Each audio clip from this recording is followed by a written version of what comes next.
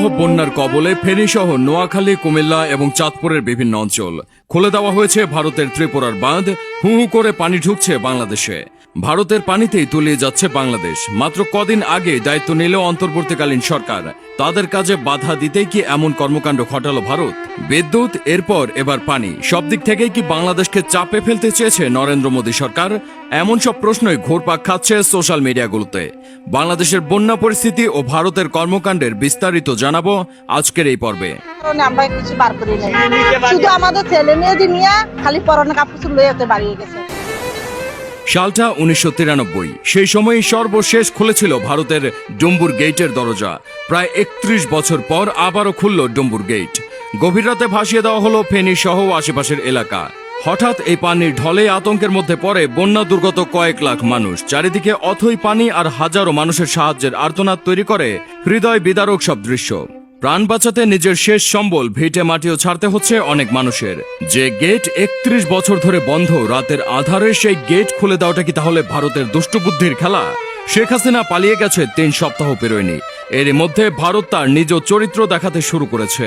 অন্তর্বর্তীকালীন সরকারকে চাপে ফেলতে প্রয়োগ করেছে নিজেদের হাতে থাকা সব অস্ত্র। প্রথমে বিদ্যুৎ বন্ধ করে দিয়ে দেশকে অন্ধকারে ডুবিয়ে দিতে চেয়েছিল মোদী সরকার। সেই কৌশলে ব্যর্থ হয়ে কি ডুম্বুর গেট খুলল ভারত? অন্ধকারে ডোবাতে না পেরে এবার কি তাহলে পানিতে ডুবিয়ে দিতে চাইছে বাংলাদেশকে? ধর্মান্ধ ও একরোখা মোদীর এই কৌশল কতটা কাজে আসবে সে উত্তর খুঁজে পেতে হয়তো অপেক্ষা করতে হবে আরও কয়েকটা দিন। মোদীর সব কৌশল মাটি করে দিতে রাতেই অভিযানে নেমেছে নৌবাহিনী। সেনাবাহিনী ও ফায়ার সার্ভিসের সদস্যরা উদ্ধার করে নিয়ে আসছে বন্যায় প্লাবিত হাজারো মানুষকে। শুধু ফেনীর পরশুরাম, ফুলগাজী ও ছাগলনাইয়া উপজেলাতে বন্যা দুর্গত মানুষের সংখ্যা কয়েক লাখ। ঘরের ভেতর কোমর উচ্চতার পানি, তলিয়ে গেছে রাস্তাঘাট, পানি ঢুকে পড়েছে আশ্রয় কেন্দ্রগুলোতে। জেনজি প্রজন্মের অনেকেই দেখেনি বন্যার এমন ভয়াবহ রূপ। বন্যার এই ভয়াবহতার জন্য আঙুল উঠেছে ভারতের দিকেই। তরুণ প্রজন্মের মনে তৈরি হচ্ছে ভারত বিরোধী মনোভাব।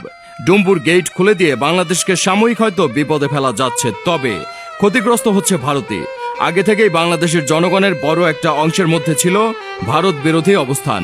মোদী সরকারের সাম্প্রতিক কর্মকাণ্ড সেই সংখ্যাকে নিশ্চিতভাবেই বড় করে তুলবে। বাংলাদেশকে বিপদে ফেলতেই খুলে দেওয়া হয়েছে ডুম্বুর গেট। আপনিও কি সেটাই মনে করেন? কমেন্ট বক্সে জানিয়ে দিন আপনার মতামত।